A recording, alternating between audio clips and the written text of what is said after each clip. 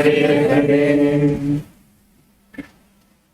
my previous visits here to this nice little center, I found the discussion was particularly stimulating, I think. So it's the preamble. Looking forward to a quick discussion after the little short presentation on Bhakti. True humility precedes true Bhakti.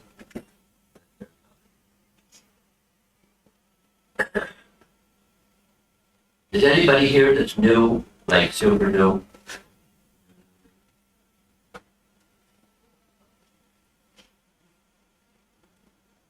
So, Bhagavad Gita? Yes, something. Krishna, Arjuna, Bhagavad Gita, teachings of Bhakti and Bhagavad Gita. Okay. That's a good start.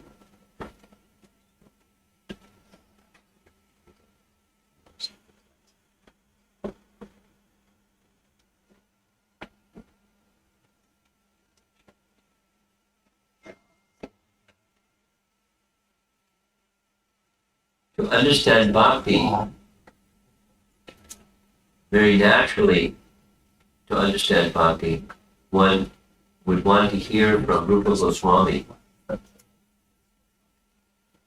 And in fact, the followers of Lord Chaitanya are called Rupanugas, followers of Rupa Goswami. Because Rupa Goswami received not only, knowledge and teachings, but full realization of the whole range of the topic of loving devotional service to Krishna Bhakti. Chaitanya Mahaprabhu instructed him thoroughly, and Chaitanya Mahaprabhu blessed him with full understanding of everything that he said, and his ability to write in detail everything that he said and establish the teachings of Bhakti for generations to come. This was when Lord Chaitanya appeared. He didn't write, but he instructed others and empowered them to write everything that he taught, everything that's in the scriptures. And Rupa Goswami and the other Goswamis were vastly learned, meaning, even before they came into Lord Chaitanya Association, they were very well read in the Vedas, not only Bhakti teachings, but the whole range of the Vedas. They were vastly learned. Is that an echo? No. What is it? It's late transmission. It's a late translation. Someone's translating into some other language? No, the sound is like coming late from the Transmission. Delayed. I'll pretend you don't hear it or something. Okay. But he's Rupa Goswami is the authority on Bhakti Rasamrita Sindhu, and other teachings of Bhakti that explain the life of devotion to Krishna. Empowered to understand it all and write it all by Lord Chaitanya himself, Krishna himself, and the movement, devotee Krishna.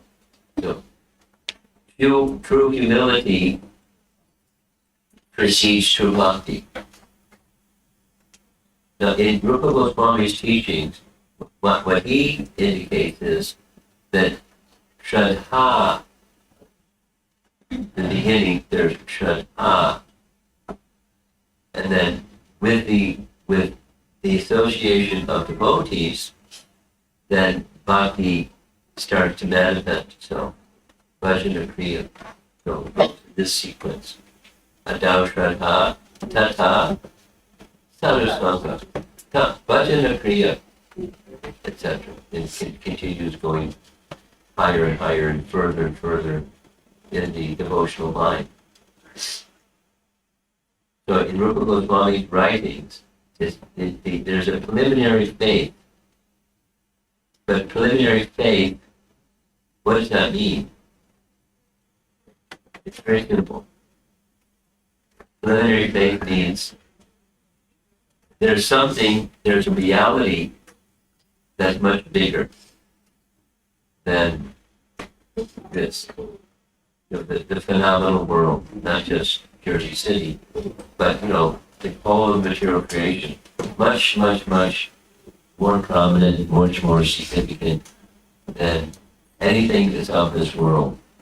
There's the Aham Sarvasya Prabhu Bhaktam Sarvam Pravartate Iti Bhakta Bhajante Mam Buddha Bhava Samandita. Krishna describes that he's the source of everything. So that faith that there is such an entity, there is a source of everything. It's logical, makes sense. But it's having faith in that supreme entity, that's Krishna himself. And that requires some humility to look up to that which is the source of everything. We hope you see the connection. Faith and humility go well together. Without humility, who's going to have faith? So, true humility precedes true bhakti. Here's a verse from Canto 3, chapter 29. Here's the translation. This is Kapila Dev teaching Devahuti about pure devotional service. And in the course of his discussion with Devahuti, reference is made to this very wonderful discussion that took place between Vidura on the right there and Maitreya on the left. Vidura, most of you know who is Vidura. Vidura was, of the three brothers, there's Pandu, Dhritarashtra, and Vidura. Pandu, Dhritarashtra, and Vidura. So Dhritarashtra was the elder, Pandu was the second, and Vidura was the third. But Vidura, because he was born of a Shudra mother, he was not considered part of the royal family, although almost part of the royal family. He was treated as a Shudra because that was his mother. And that's part of how Vedic culture at that time was working. The position of the mother determines the position of the son. So Vidura was within the royal family assembly, so he knew all the ins and the outs of what people were doing and what people were saying. And he knew Duryodhana's bad behavior and bad decisions, his inimical attitude towards the Pandavas. He knew everything. And he tried to dissuade his elder brother, Dhritarashtra, the blind elder brother, from continuing to be supportive of Duryodhana's skullduggery. And he made no attempt to conceal it. He was in public forums. He would speak like this. And Duryodhana didn't like it. So at one point in time, he insulted Vidura so badly that Vidura understood this person is impossible. I can't help him. I tried, and and there's no service for me here. So he decided to leave. One, because he was insulted, it says there was no service. And he felt, let me go to Krishna, but I've been in this contaminating atmosphere, the royal palace. I should purify myself. I went on pilgrimage. for a whole year. And one of the places he ended up, a long narration, but this third canto of Bhagavatam, he ended up meeting Uddhava in Vrindavan. This is the beginning part of Canto 3, Bhagavatam. And he asked many questions of Uddhava. Uddhava said, short, not far from here right now is Maitreya. By age, he's elder and senior. So I think these nice questions should ask should be brought to him. So that's what we see on the painting on the left side. Vidura went to the Himalayas and found there was Maitreya. And he gave the same question to Maitreya that he had given previously to Uddhava. And long discussion between the two. And one of those discussions is what you find here, the meeting, the birth of Kapila Dev as the son of Devahuti. Kapila Dev, the Devahuti, one of the things that Maitreya is describing is from the process of creation, and after the process of creation, the filling up of the universe with qualifying living entities. So there are Prajapatis that produce living entities, and then there's the law and order that's established for those living entities, at least in the human form of life.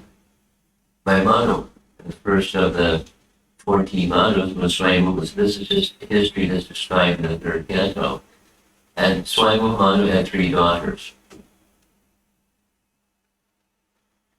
They're all sounding similarly. Devahuti, Precedes, and Bhakti. So this is Devahuti. This is being narrated by Maitreya, sitting in that little cave in the Himalayas, to Vidura. And at a certain point in time, there's details.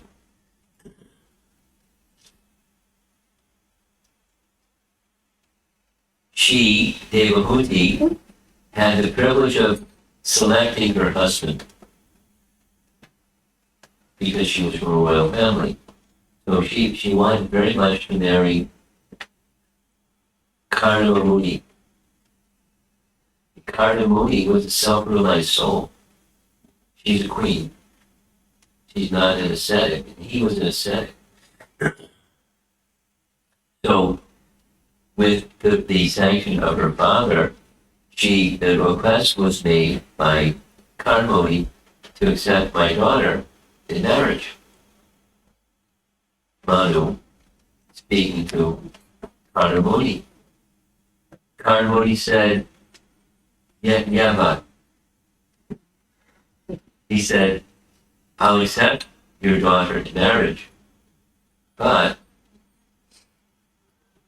when this day comes when the son is born and the son is of age that can look after your daughter, then I'm going to go back to the forest. So that was relayed to Devahuti. He was fine with that. And so he left the forest, and with his mystic power, he was such a mystic, he created a wonderful palace. Like poof. And she, the daughter of Manu, lived in opulence with her good husband, Karnamuni. The son was born and the son grew up. And sure enough, the father, Karnamuni, kept his word, went back to the forest, continued his meditation. Now here's the mother, Devahuti. She's with his son, who she understands he's in fact a Shakti-based avatar, an empowered living entity, acting on behalf of personality Godhead. So she knows and she knows he's not past anything in this world. He's not going to stick around. My husband's gone, and he's going to be gone after some time.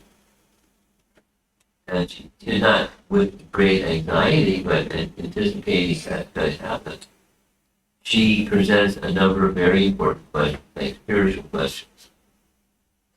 And he thoroughly responds to her spiritual questions. And this verse, chapter 29, several things are taught by Kapila Deva to Devahuti. But skipping fast forward a little bit, he's now in chapter 29, he's discussing pure devotion service. That's the title of the chapter. So here's the translation of this verse.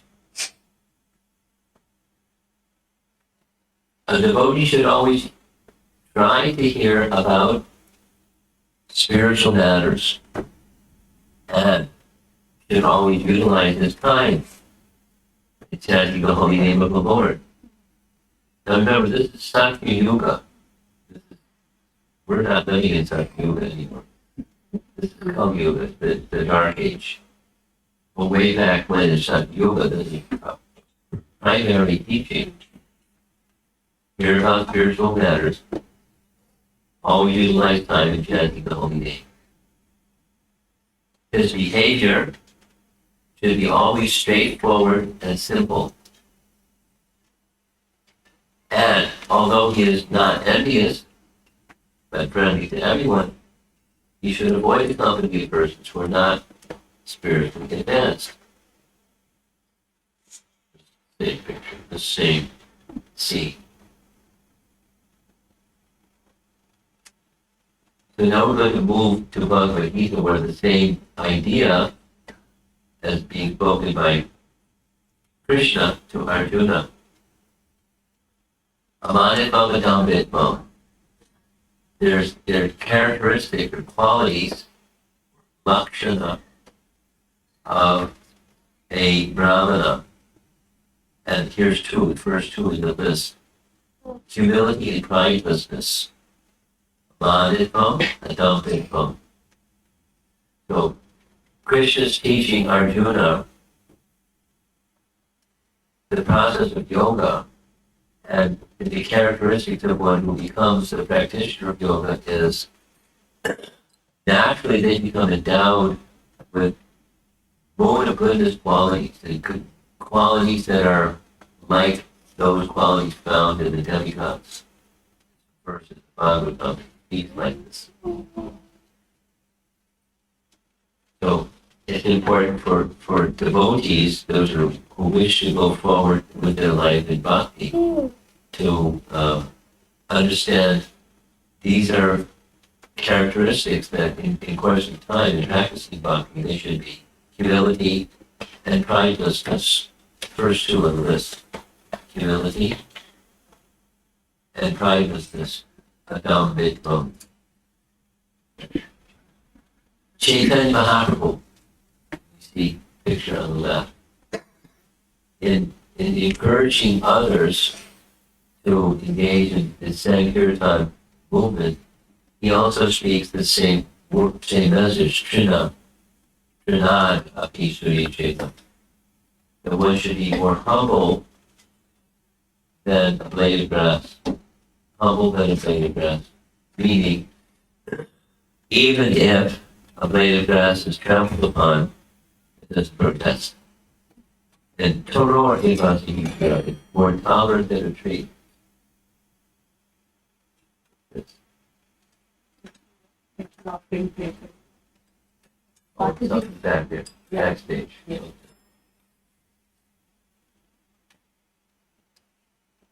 What I'm attempting to do here is paint a picture that there's some symmetry between what Maitreya is speaking to Vidura, what Kapila Deva is speaking to Devahuti, what Krishna is saying to Arjuna, and what Chaitanya Mahaprabhu.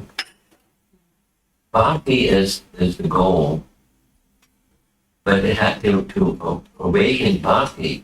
There's a qualification or characteristic, an adhikar, that one must have for that bhakti that is bestowed upon someone to awaken. That is humility.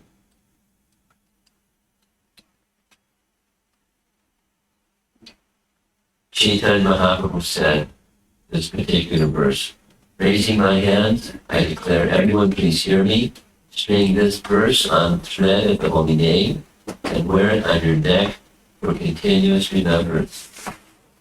Starting with these two. Trinada piece of each Jacob.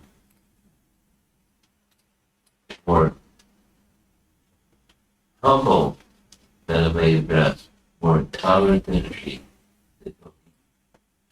Devoid of all sense of false prestige, ready to offer respect to others, without any expectation of respect in return. Now that's very unusual. Most people, if they offer respect, they're expecting return something in kind. But without any expectation, that's going to happen.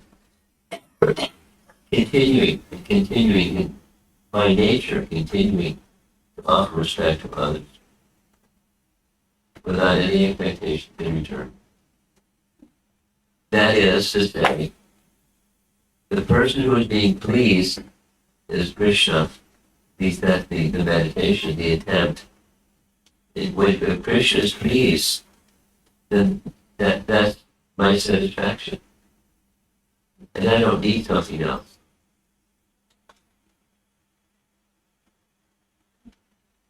Because we just recently celebrated Ramnavami. Yes? You did that here? You had a good festival? How about you had a good festival? These little girls at night playing card games. You had a good Ramnavami festival? So is that. And in preliminary to Ramnavami festival, we were reading Canto 7, Chapter 10, the first series of verses. This is Ramchandra is back in Ayodhya, and he's now become again the king. And the full procedure, the sanctification and abhishek and everything. And he's now in the king's royal seat. And what does he do? When a king is interested in seeing to the welfare of citizens. So one of the things that as in the age of his age, Chaitanya, the process was sacrifice, yajna. So he arranged a big yajna right there in the palace, and there were 4 priests in the 4 directions chanting mantras from the 4 Vedas. And at the end of the sacrifice, it was very successful. It's part of procedure. The purpose of the sacrifice was increasing the prosperity of all the citizens, welfare and prosperity of all the citizens. Like, okay, for that age, as we might do with that Sankirtan. The benefit is not just us that are engaged in the kirtan, but the whole world will be benefited. Anyone who hears, and even those that don't hear in a distant place, will benefit. So he, Ramachandra, engaged in the sacrifice, and at the end of the sacrifice, part of the procedure, is dakshin will be given to the priest. As dakshin, there were 4 priests, because of the 4 Vedas, some mantras from this Veda, some mantras from that Veda, etc. But he gave the entire kingdom to the priests, east, west, north, and south. And what was left was his palace. and gave his palace and all of his property and all of his personal possessions to the Acharya, which meant Vishwamitra. And that he was left with just his clothing. After giving all of that to everybody, four brahmanas returned everything back to him and said, "This is actually your property. Isavashamidam sarvam. It all belongs to you, so we're giving it back to you. But we worship you as the Supreme Personality of Godhead, and you're worshiping us as your worshipable deity. The brahmanas to you are sacred." And the reciprocation that we have had with you in this exchange has brought us wonderful realization, and for a brahmana, realization is everything. And the love that you exhibited to us and how we receive that, that's everything. So you can have your kingdom back. That's the effect of Lord Ramachandra and the performance of Yajna. That's the effect if we are doing it properly.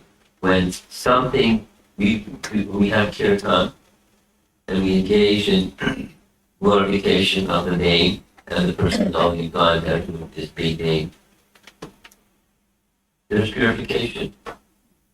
And with that purification, it entitles us to realization, or we become at least qualified to gain some realization from the Supreme. And you may or may not get it quickly, but the eligibility, the purification comes, and the eligibility is enhanced. And that's what we want, the loving reciprocation of the personality kind, particularly.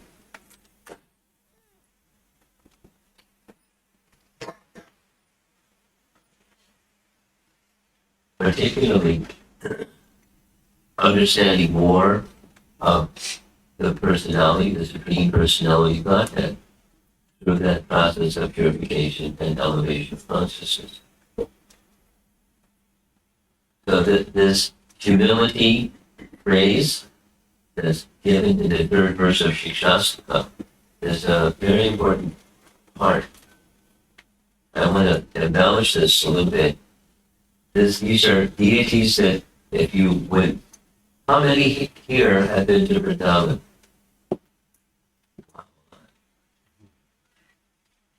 Next time you go to Vrindavan, those of you that haven't been to Vrindavan yet, when you get the chance, go to Vrindavan. I mean, there's lots of nice places to go when you go to India, but Vrindavan is especially nice. And in Vrindavan, there's a very nice place. There's a grove of trees in a Kadamba tree grove in a place called Ter Kadamba, named after the Kadamba trees that's in that grove of trees. They're still standing there.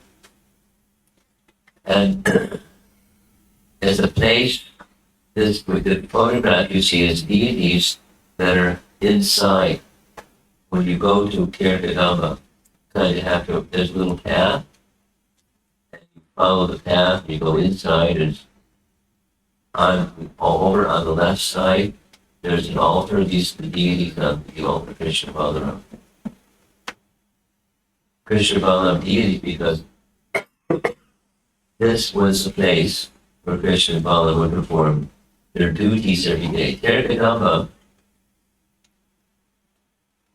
is geographically situated very near to the bottom of the hill where Krishna and his family live. Nanda, Yashoda, and Krishna and Balaram live up on the top of this hill. And at the bottom of the hill, there's this grove of trees, not exactly, but near the bottom of the hill. And that's when you go there, you'll see these deities. This is a nice photograph of these deities. Because every day, after herding the cows Krishna would bring the cows back, climb up one of these kadamba trees, and play upon his flute. And he was very gifted at playing upon his flute, such that when he played certain notes, it came out as the sound of calling groups of cows. And when the groups of cows heard their group name called, they would moo, wave their tails, come running. Krishna's calling us. And then another group and another group. And he would do this at the top of one of the kadamba trees, so it's a very celebrated place. Ter means to call in the local language. Bridge. Ter kadamba. You would call the cows from one of the kadamba trees. The celebrated place, Krishna Balaram deities. And above that, the deities, there's a sign. Of course, it's the local language. But here again is the word trin. And here's the verse that's just above the deities. Taking the blade of grass between my teeth, I repeatedly beg that birth after birth I may obtain the dust of Srila Rupa Goswami's lotus feet. This is a verse that's written by Raghunath Das Goswami. And he had, as one of the 6 Goswamis, he had great love for Krishna and great love for Rupa Goswami. Knowing that through Rupa Goswami, then the access to the lotus feet of Krishna can be achieved. Because Rupa Goswami is abundantly replete with bhakti, and through bhakti, from Rupa Goswami, that one can get Krishna. So he wants dust from Krishna's feet, from Rupa Goswami's feet. Adadana Sarayardan Tired, Idam Yache Punat Punat, Srimad Rupa Padamuja Boja, Rajoham Syam Pave Pave. It's taken from a book written by Raghunath Das Goswami, Janakeli Pamudi. Just a little bit on the same point of the theme that true bhakti is preceded by true humility. So he, Raghunath Das, has such love for Rupa Goswami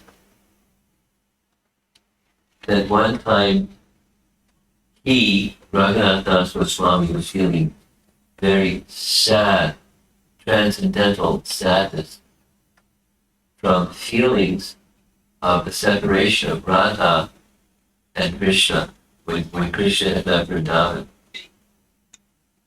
He had become so sad, he was crying and crying. So to cheer him up, Rupa Goswami wrote a poem, or a little short story. Janakeli Chintamani was a sequel to that. It's a pastime of loving dealings between Radha and Krishna, where Krishna was playing jokes with the cowherd girls, where he was taking tax as they were traveling over Govardhan Hill to get to the other side of Govardhan Hill to sell their milk products. And it was loving exchange back and forth, back and forth. And the sadness of Raghunath Das Goswami broke, because it was so joyful. And so he decided to write another book, following Rupa Goswami's book. Different pastimes. It was in a different place, but the same mood of loving exchange. And with that, he wrote this particular verse at the very beginning of his book. Because Rupa Goswami was able to move the hearts of others, certainly move the hearts of others in loving attraction to Krishna. When you read, if you read carefully, sir, please read. When you read carefully, with qualified humility and everything, then the heart moves. Because there's potency in the writings of Rupa Goswami that's just like that. Even if you may not understand anything, It's okay. Read it anyways because it's pure sound vibration moves the heart. It's like that. And Raghunath Das is a living testimony. He was he was beyond material influence, feeling sadness in the Buddha's separation of the gopis from Krishna.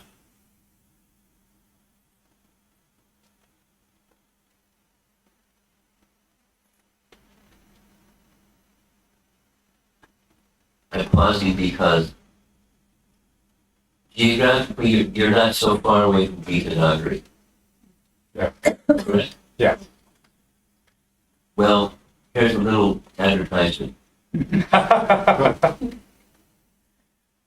Every Memorial Day weekend for the past 35 years, there's been an event in Gita. More recently, a second event is happening in Orlando. It's not a Sangha retreat. But our event is happening, parallel. Or their event is happening parallel.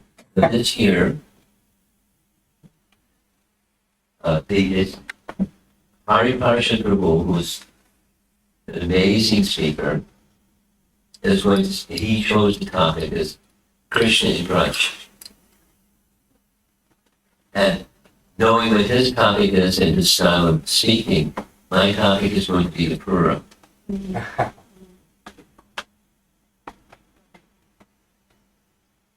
You know the meaning? Akrura means not cruel. Krura means cruel.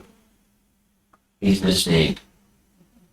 At least from the point of view of the Brajvasis, because he took Krishna from Vrindavan. So much is pleasing to the gopis personally, for that act of taking Krishna. But it's Krishna's will. He did. If you want to hear something very wonderful, come to Gita over the Thanksgiving holiday. Over the Memorial Day weekend holiday. And you'll hear the compare and contrast. Akrura and the Brajvasis. They're, because the pastimes of Krishna in Vrindavan are his childhood pastimes. The most confidential pastimes that even Krishna doesn't perform in Goloka, in the spiritual world. He performs them only in Gokula. What does that mean? Krishna in Goloka, in the spiritual sky, his age is 16, eternally. But when Krishna appears in this world, it's before 16. So he performs pastimes that are not performed in the spiritual sky. They're within him, but he doesn't exhibit them because he's performing pastimes as if he's 16 eternally.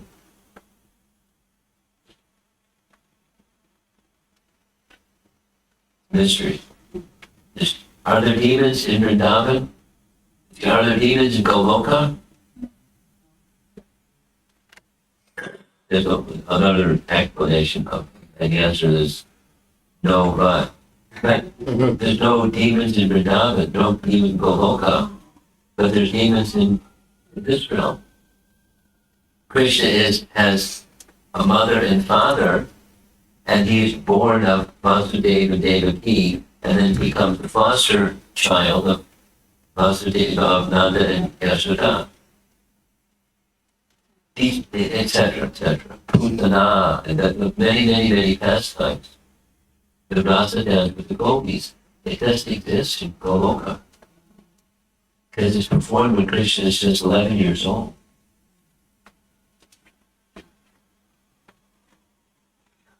I'll say it again.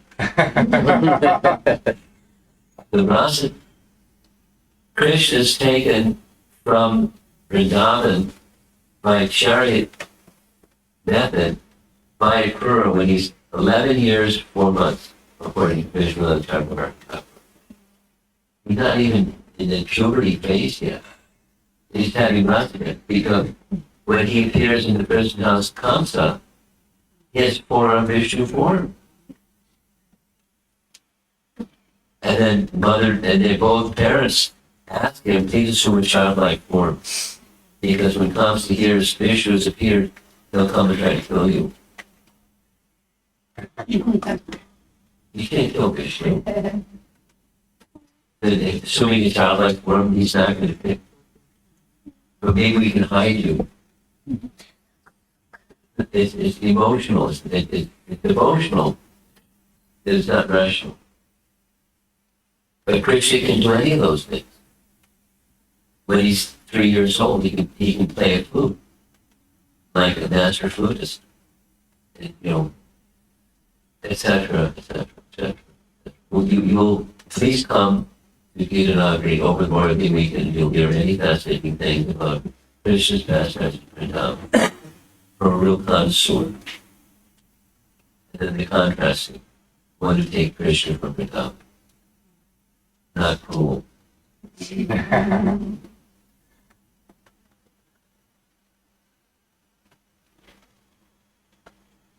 And the one that understands all of this, Rupa Goswami.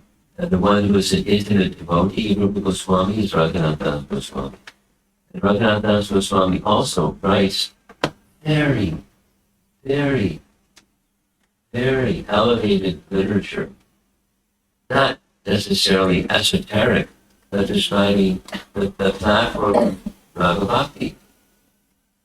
Right in his books, like how to attain that stage from sadhana bhakti to raga bhakti.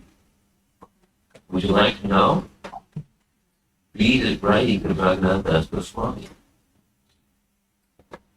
Madhurya Vision.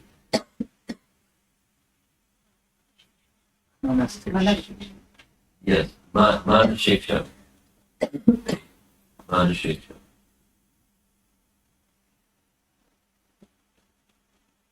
So, back to the title. Humility, true humility proceeds through bhakti. We'll come back now to the Shikshastika 3 verse. The elements more tolerant, more humble than a blade of grass. Here's a nice painting where Chaitanya Mahaprabhu is experiencing elder lady in the forest. She wants to see Jagannath, but she's short. And there's a big crowd in front of the Jagannath deity temple. So she climbs up on the shoulder of Chaitanya Mahaprabhu to see the deity and hold on to the Guru Sangha. And there's Govinda, his servant, saying, what are you doing? And Mahaprabhu said, no. She's so enthusiastic.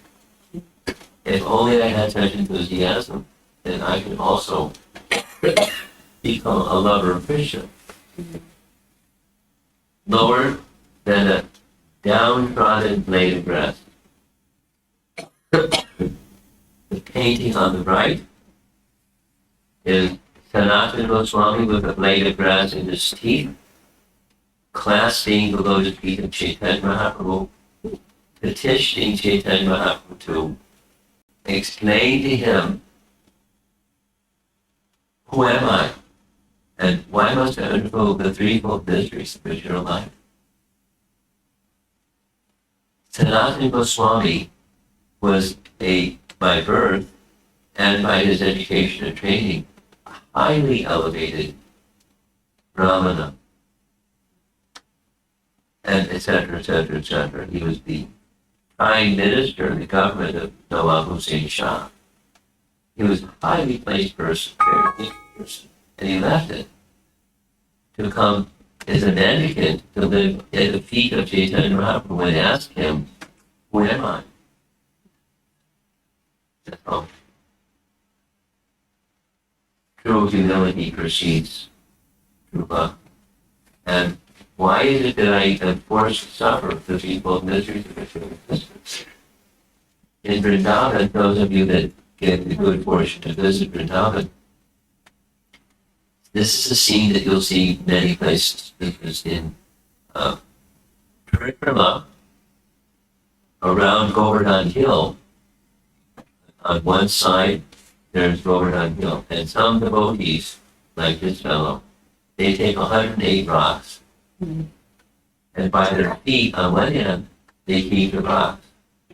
And then they place the rock at the tip of their fingers as they're paying their obeisances to Govardhan Hill. And then stand, go back, pick up another rock, reach out, and full obeisances, placing another rock. So he's got a bunch more rocks to go because there's some more by his feet. And that's why they go around the entire Govardhan Hill, paying obeisances. It takes a long time. It takes weeks. But they're very serious people. They're not silly. Lower than a downtrodden blade of grass, in practicing and cultivating that move, in such a state of mind, one can chant the holy name of the Lord constantly. One is truly humble. Now some of us, all of us, probably in the room, if there do a person here, you probably all do some chanting. Do you do some chanting? Japa? Well, we all do some chanting. And I was just in Potomac before. It's a long drive. Yes, sure.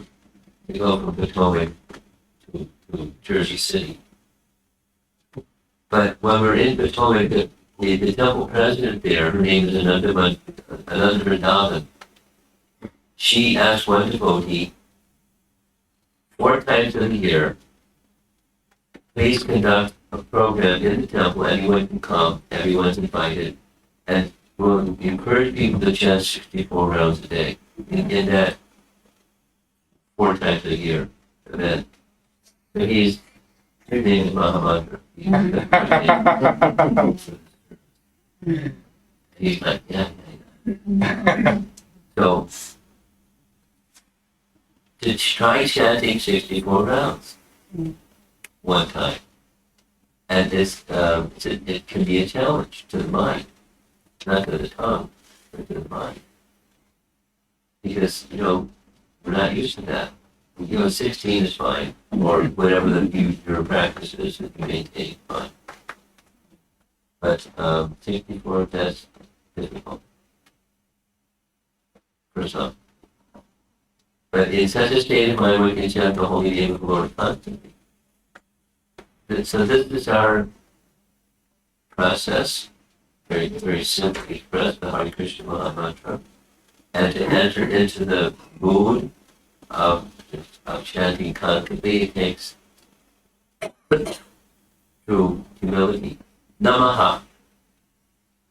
There's Namah Vishnu Padaya. This is Namaha. There's a meaning. Ma represents ahankar, and na represents negation of ahankar. Na maha. Thus, by uttering namaha, one negates one's independent attitude. The jiva is dependent. He lives with dependence. Therefore, one should completely reject the idea of accomplishing by one's own capacity. Nothing is left to be accomplished by the ability of the Lord. Consigning one's body to the Lord, one should serve him. This is a teaching found in Padma Purana. There is a scriptural reference if you want to check it out. The meaning of Namaha. Namaha Om Vishnu Padaya. What does that Namaha mean? Here's a nice explanation from Padma Purana. Negation of false ego. Here's another. Dainya. There's 6. This is a topic we'll be discussing a little bit tomorrow. There's 6 symptoms or angas or limbs of surrender. One of them is dainya. Dainya is humility. Appeal for mercy and surrender. This is a teaching by Bhakti Thakur from a song that he wrote, series of songs on surrender. And here's this particular song. This particular line, were you to judge me now, you would find no good qualities. And then, have mercy and judge me not.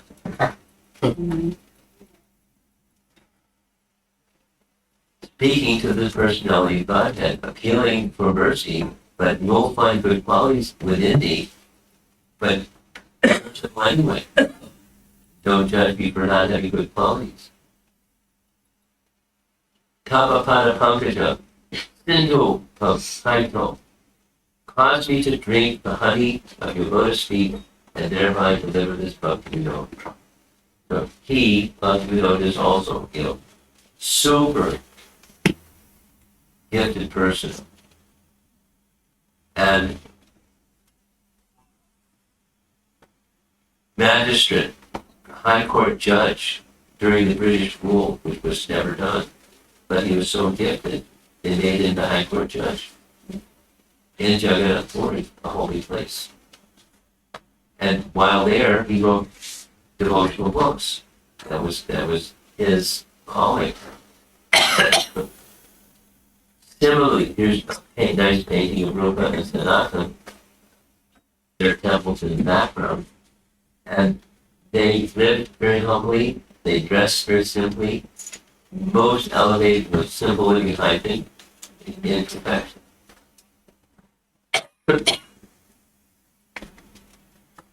And Haridas Thakur. These are examples of individuals who exhibited complete humility.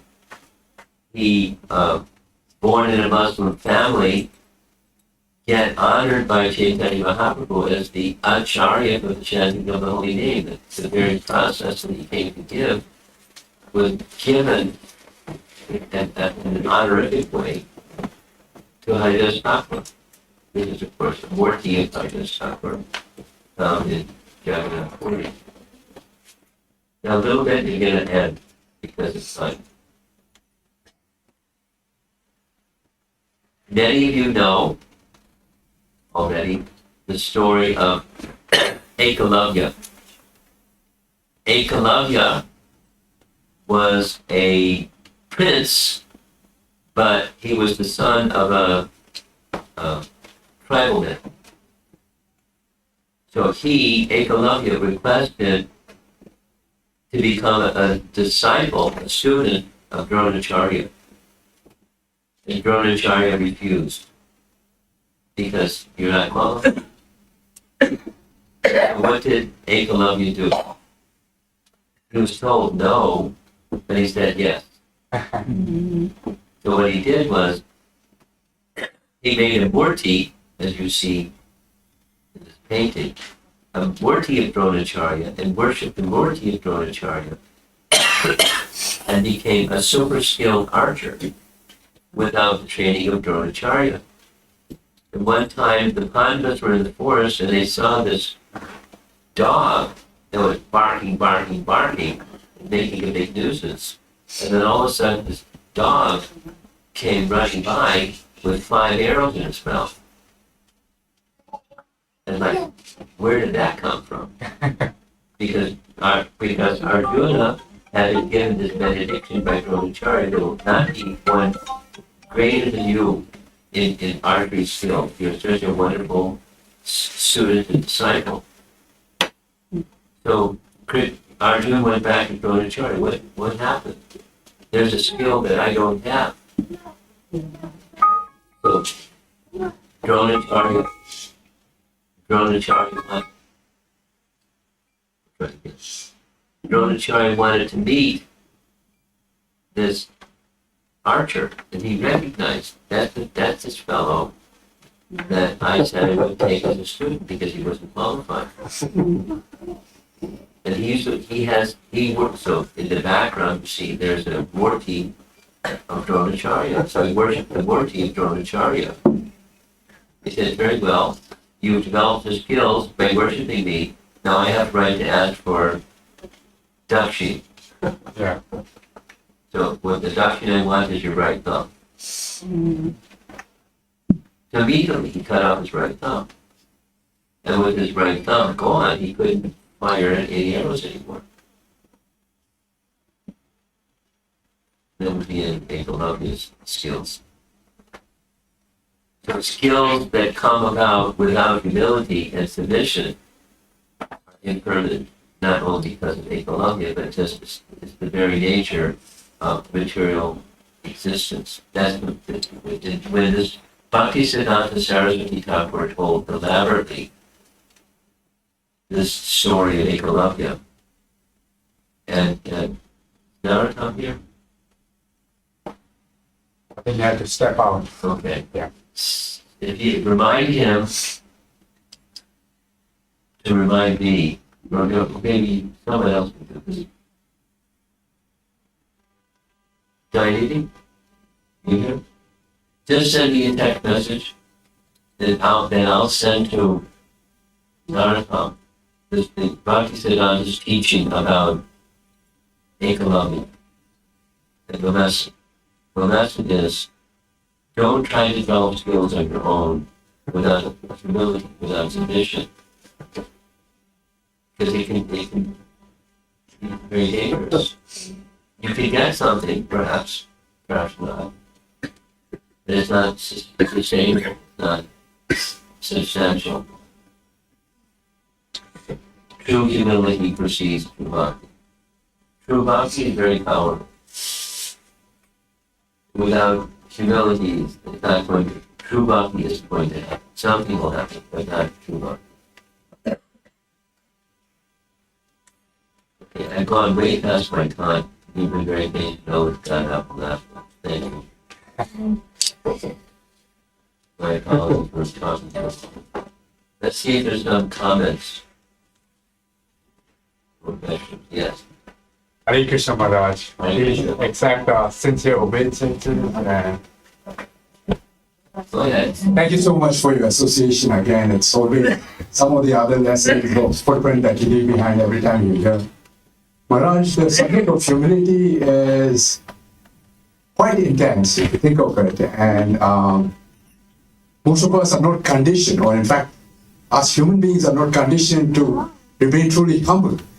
The first thing that we see is ourselves on the mirror.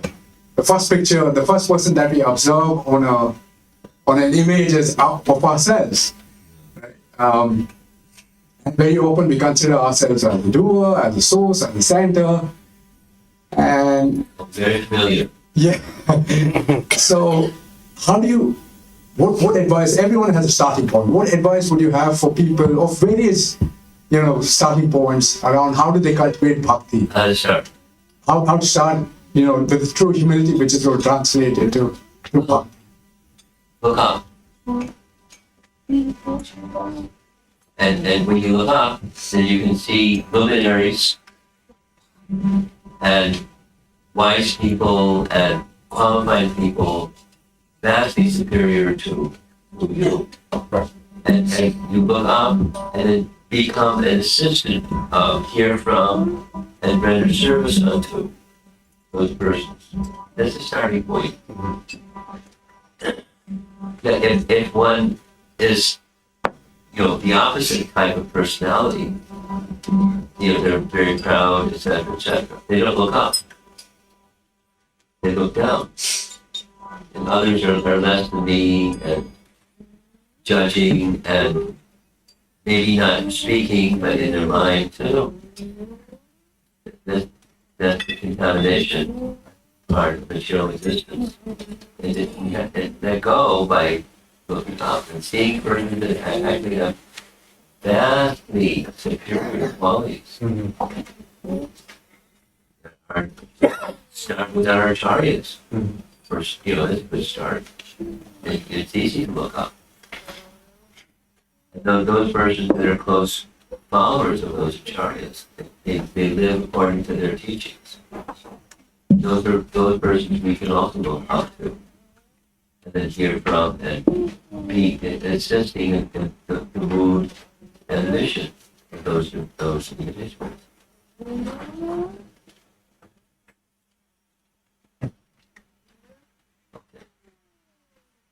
That's a start. Yeah, Stephen.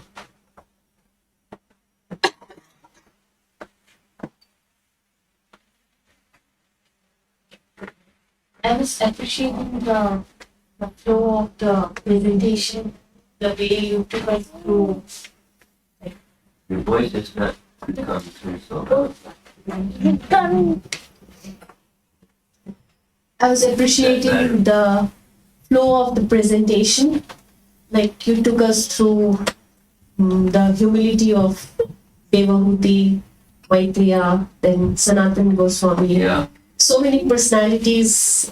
It was uplifting to like hear what's common in all the different personalities and how to practice in like my own life. It was just a comment, not a question. It was uplifting to like hear different personalities and then more aligning oneself in that direction. Variety, the spiritual personalities that were mentioned, each had that same quality, but it manifested in a different way. And that variety helped make the big picture. The quality is not just this or just that, but there's a spirit to it. Charming. And it's to the place where you get, that's another point. These are all personalities that you like.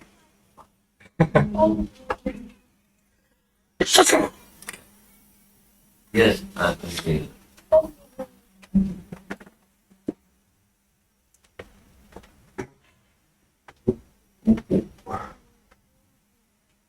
You were, Mars, you were citing to Bhakti Vinod Thakur at one point, and he's saying, asking the Lord not to judge him and that he has no good qualities. It's like 4 sentences, and I probably just said 2, but that was in there. And, Yeah. and so on the one hand, I'm wondering how to understand what Bhakti Vinod Thakur is. Like, what is he really thinking? Like, what is, and then the other thing I'm wondering. What's the first name? I didn't get the first name. Oh, so what is, What's the place that he's speaking from? yeah, Mars, thank Call you. himself like this? Yeah. Well, it's the nature, besides the very beginning, the nature of an advanced person is they don't think highly of themselves. And there's many such examples. Many such examples. Krishnadas Kaviraj is a classic. Lower than the worm of stool. That's pretty low. More sinful than Jagai Mata. He's not sinful. So why is he speaking like that? It's the abject humility. So there's beginning, but their progress is never thinking highly of oneself. The opposite. Thinking lowly of oneself. And there are many such examples like that. So it's the nature of their advancement. It's not cosmetic, it's not cute, it's not, oh come on, Bhakti, it's not really like that, isn't it? So that's just the mood of a highly elevated person. Is they're feeling in this way.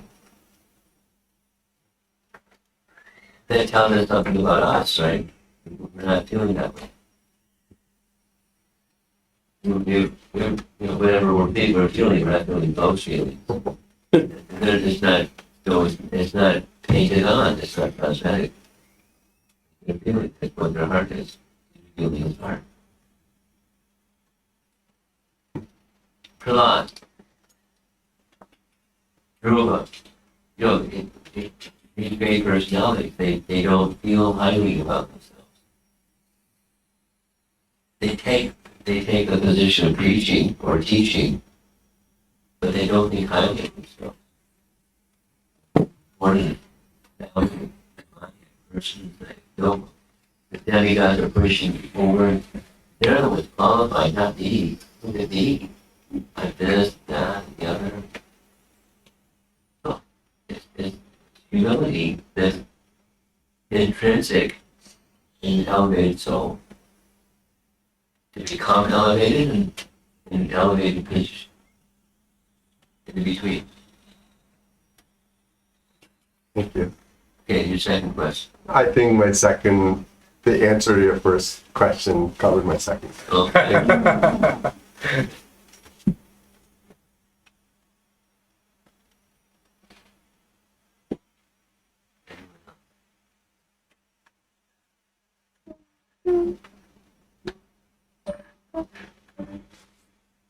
Last time I was here, we had very lively discussion. And I'm intimidated you. Maybe the subject is intimidating. Omar, you have one question. No. Hare Krishna, Guru Maharaj. I'm old. Maharaj, we are talking here about humility. In one of the slides, it's mentioned that we shouldn't be associating with anyone who will not help in advancement of our devotion.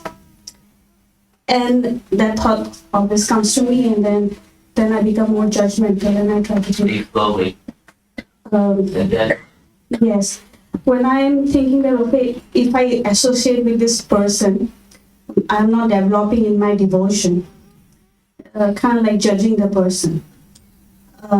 Then again, I try to apply humility, like, who am I to say like that that person is not good enough? no. Not the indication. Not good enough is not the indication. On the one hand and on the other hand. So on the one hand, one is when you become an elevated person, you don't switch your intelligence to the opposition, and it's off. You can't discern anything anymore because you turned your intelligence off. That's not the case. That's not what an elevated Vaishnava does. Their intelligence becomes more acute, more refined, more elevated. Now, in that more elevated state, is it possible to discern who is fixed in bhakti and who is not? Yes. And then we select intimate association with those that are intimate association means regular and revealing my heart and hearing, asking them to reveal their heart and loving exchange. Devotee, Precedes, that kind of loving exchange is with elevated persons. And I can discern because my intelligence is on instead of off. And I'm not looking down now the other side. I'm not looking down on someone that is not going in. I acknowledge that's their situation. Now this is the Madhyama position. The Uttama doesn't make these distinctions. But the Madhyama makes these distinctions. Here's someone whose association is going to be detriment. It's going to be a wet cloth on the fire. And so, of the fire of bhakti. So I'll respect them, but not intimately associate with them. Carefully respect them, Yeah. carefully avoiding judging, but keep, not in a very, very close intimate association with that person because it's going to be an inhibitor to my bhakti.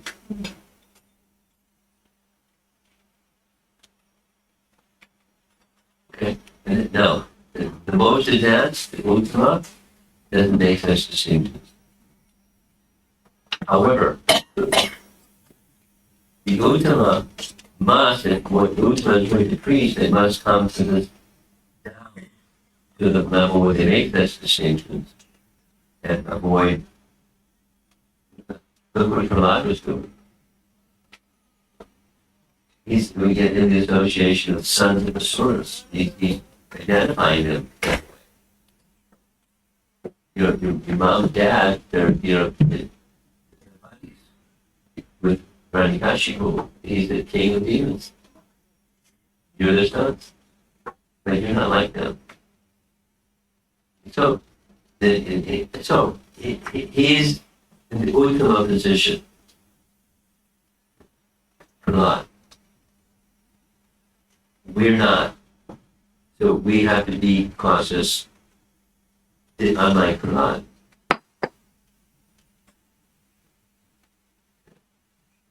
With this discrimination, with discernment, with what's going to be helpful, what's going to be detrimental. Accepting that it was beneficial and rejecting that was going to be detrimental. Okay. Thank you, Maharaj. By maintaining respect in all circumstances, but still being discerning in all circumstances.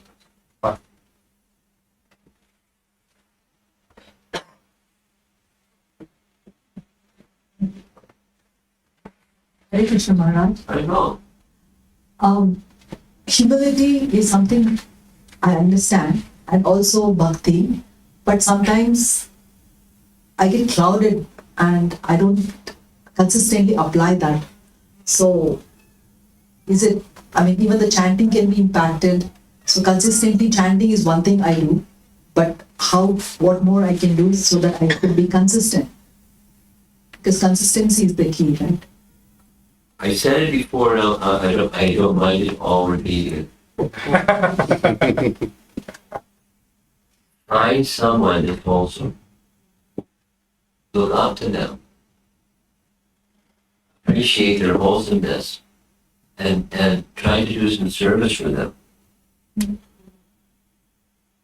And when you hear from them, make your best effort to bring it inside and apply it and live by that, that heart transformation through sound. And then orient yourself, align yourself towards being the servant of this wholesome person or persons, elevated persons. Along with chanting. Because the medium is service. Chanting is also service, but the medium is practical service as well. It'll strengthen your japa, it'll strengthen your humility. Thank you.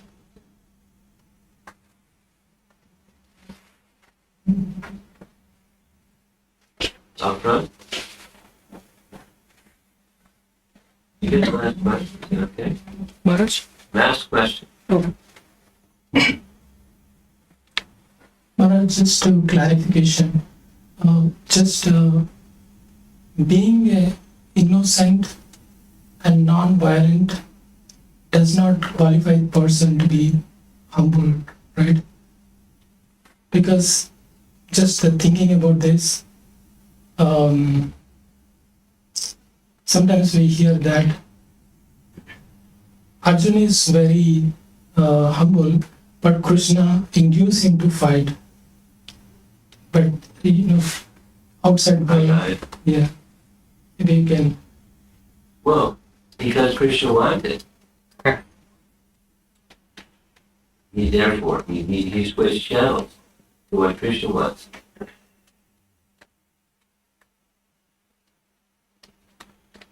He gave high sounding, the first time I met Bhagavad Gita, I was like, wow. He got it. He's teaching the right thing. But wait a minute. He got the channel changed on me. Because Krishna appeared in this world, Krishna Sadram Vinashaya Duskhatam. And it was very practical. Bring all the Duskhatis together, wipe them out, before I depart from this world. There's some Duskhatis like Duryodhana and others, Karna and others. They're just like irascible. So there to be, the earth should be relieved of such problems. And if Krishna doesn't do it, then who's going to do it? So Krishna doesn't do it, he has Arjuna do it. Arjuna, you could say Arjuna gets the blame, but Arjuna gets the credit. The blame is what he said in chapter 1. The credit is for what everything else he did. It was empowered, like Rupa Goswami was empowered to write about Bhakti. Arjuna was empowered to annihilate miscreants. Because they were to be annihilated. Because leave them alone, and look what a mess. Look at the world today. Wow. Kaboom. Powerful man with toys. Legal toys. Throwing them around. It's delightful. Krishna, please protect us from this people. So Krishna was protecting. And he was requested, please descend and remove the Maya kings from the earth. Yes.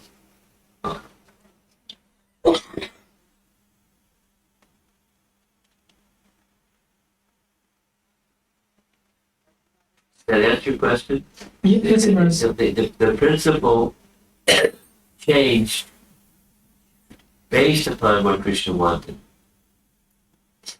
And there are other examples besides this one particular example from Bhagavad Gita, where Arjuna wanted to do something and Krishna said otherwise, and he gave his explanation why. And Arjuna just changed channel to do what Krishna wanted. And that's the little boy is really very talented father. You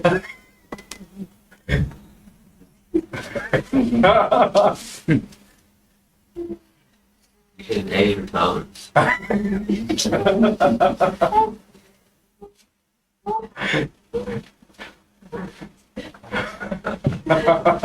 It's like enjoying torture.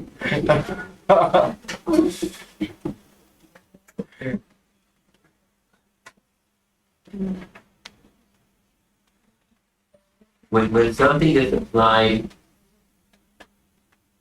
with the explicit intention that Krishna is to be pleased, Krishna indicates, this is my pleasure, you do that. It's final standard. So that means it appears outside world violent, but the following the instructions of the bona fide authority, still that can be considered as a humility, because outside world it even like Recommending that you don't, we can just stay on the battlefield topic, but I'm recommending that you look beyond the battlefield. In anticipation of Ram Navami, one of the topics was morality and morality corrupted. Multiple examples. This is from Ramayana. It was, the scene in Ravana's kingdom, the battle of Ravana. There are many, many, many other examples where, for the purpose of the personality Godhead pleasure, a devotee does what he wants. Look what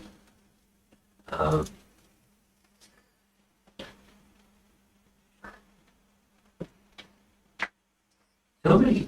What Hanuman had to do, what the associates of Lord Ramachandra had to do at his bidding.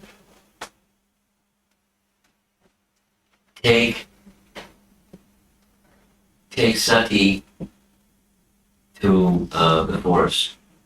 She's pregnant. And then, the chariot driver had to do the chariot. They had to hold this, it's a whole section of them. How can you do that? How can Ramachandra do that? And how could the chariot driver and his brother do that? How can he do that? Not to be done. Because the Lord wanted it. Why did he want it? Then there's another question. But he wanted it. There's a Leela involved. The many things, many layers of things going on.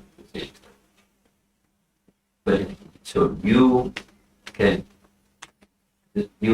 straighten out the wrinkle by understanding what the Supreme Personality of Godhead wants and a loving devotee does to fulfill what he wants.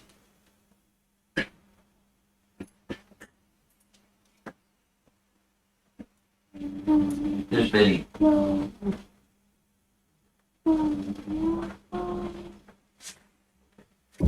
going to end with the ending bell ring. And I believe I have some Raw Prashadam with me. Yes? Yes. So, before here, I was in Potomac, and they there the Mahaprashadam to be distributed. So, you walk around, just like praying, and something's going to happen. And those of you that can, you want to say something about tomorrow? Who's going to say something about tomorrow? You want to say something about tomorrow? Hare Krishna. Hare Krishna. Hare Krishna. So tomorrow